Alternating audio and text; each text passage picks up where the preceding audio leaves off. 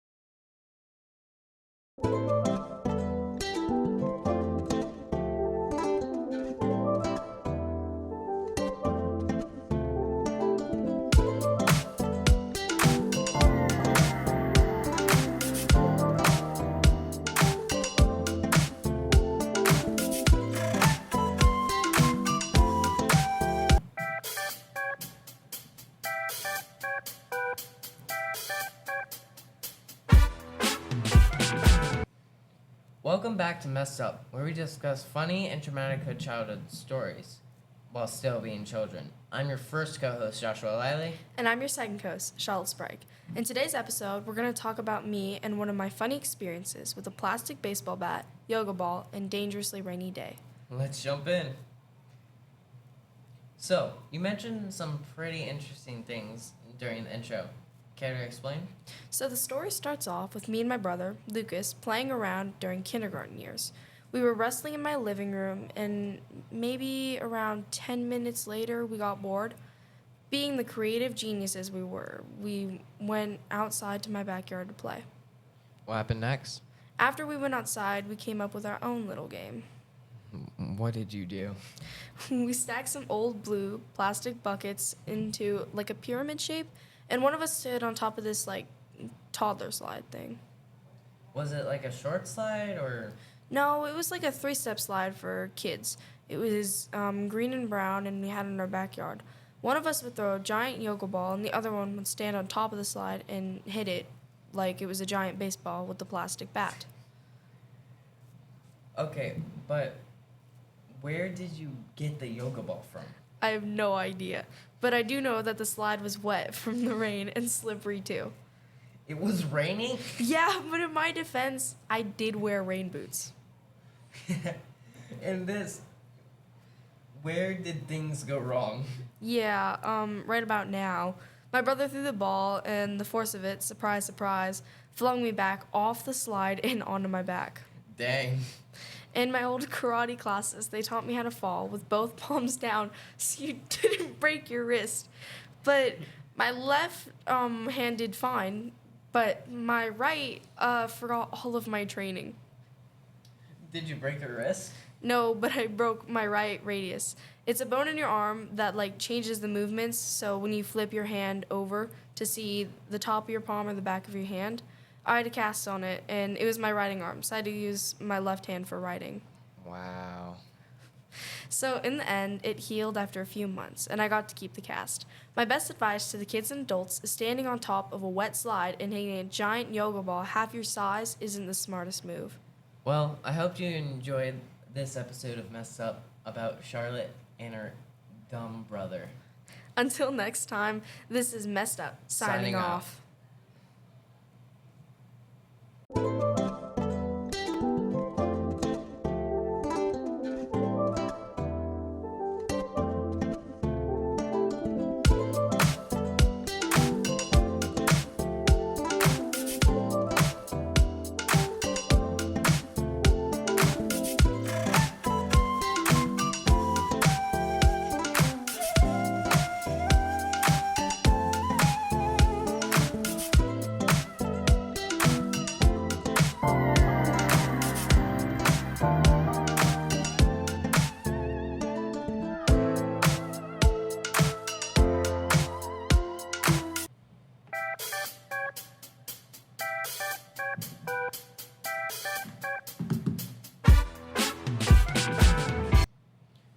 Welcome back to Messed Up, where we discuss funny and traumatic childhood stories while still being children.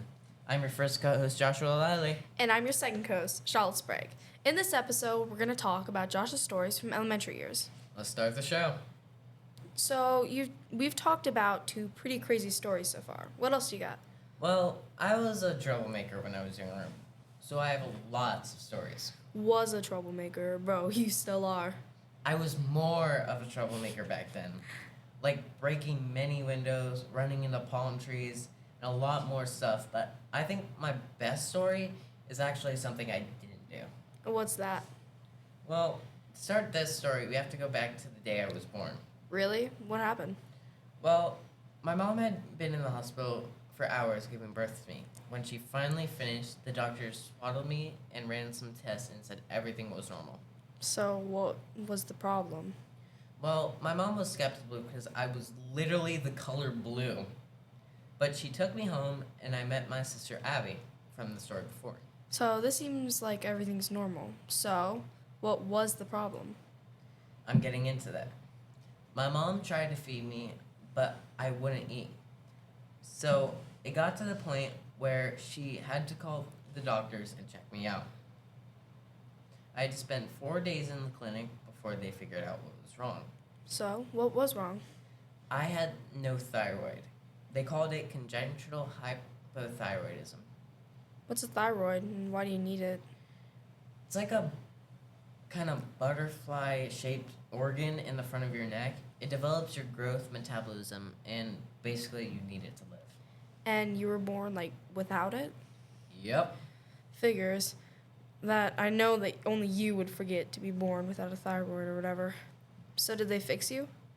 Nope, unfortunately, you can't have a thyroid transplant. Dang. So how does this affect the way you live today? Well, it mostly affects my eating and activity. So you eat so much and you're always playing sports. It's hard to believe. That's the problem. People don't believe me to the point where I've literally been called in by my teacher for lying to students about my condition, just for parents to yell at them saying I'm not lying. Oh, sorry. It's alright. That's why I'm telling people this story. Anyways, it's been affecting my eating habits, so sometimes I want to eat like a whole buffet, and other times I just won't eat. Wow. And after or during sports, you'll notice I can get really pale. During those moments, it's like everyone's going in slow-mo and I'm speeding by. I can also feel lightheaded and nauseous where I can throw up or just pass out on the couch. That's a lot. Anyway, thanks for listening about my troubles and how I was born without a thyroid. That wraps up this episode of Messed Up. We hope you enjoy our discussion on Josh's thyroid. Well, none. We'd love to hear from you if you enjoyed today's episode. You can connect with us on social medias by letting us know your thoughts, questions, or topics for future episodes. Until next time, this is Messed Up. Signing off.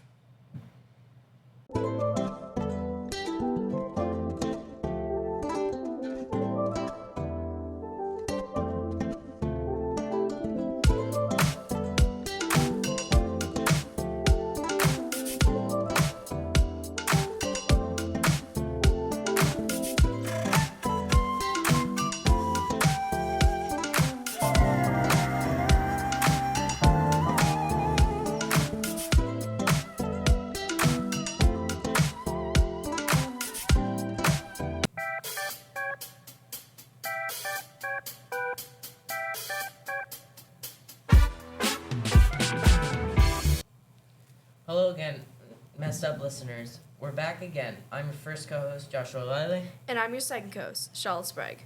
And today's story is about my forgetful mind and a famous mouse. Let's roll the clip. Okay, so to start out, have you ever been to like Disneyland or Disney World? I've been to Disneyland once, but I don't remember it. Well, if you know the layout, you know that it's a big and complex park, and there's different areas and rides all over the place. So, like throughout Disneyland, if you thought like Disneyland was big, Disney World is about 25,000 acres bigger. This makes it the perfect place to lose things. Me and my family had to take a trip about like every year to Disneyland, and just about last year we went to World for the first time. Your family is just you, your mom, and your dad and brother, right? Yeah, we were on our way to a newer ride called Tron. It's like a glowing motorcycle, and you ride it around on a racetrack in the dark, and the ride takes many twists and turns and stuff. So, like, it's kind of like Space Mountain, but on a motorcycle. It's based on a movie or a video game like that, right? Yeah, it's based on the movie Tron. We haven't seen it yet, though, and we just thought it was a cool ride with a short line, so we thought we'd give it a try, just for the sake of it. So before we went to find the ride, I made a stop to use the bathroom. In the bathroom, I had pulled out my phone out of my pocket and set it on the counter while I washed my hands. I ended up leaving the phone in the bathroom and forgot about it while I went on the Tron ride. Did you ever go back for it? Nope. By the time I realized that, like, I left it, like, somewhere at Disney World, I was already in line for the ride, and I had no way to go back to it. So I had to do the worst thing of all, tell my dad. Is he scary when he's mad? Terrifying. I told him that that I'd lost it, and he looked really mad and kind of annoyed. He called my mom, and she had to go down and walk for about half a mile by herself around the park to find the lost and found. Did anybody turn it in? Yep, my mom described the phone, and they gave it to her, but after I was in trouble. Good thing you found it, but did you get it taken away? Yeah, I did. So, at the end of the story, like you said, I got my phone taken away for a while. My best advice for the kids and adults in the story is next time you go to a big park or public area to keep your phone on you, not just for the calls or for your phone, but for the sake of your poor mom, who might have to walk half a mile just to go get it. We hope you like this episode of Messed Up, hosted by me and Charlotte. Until next time. This is Messed Up, signing Signing off. off.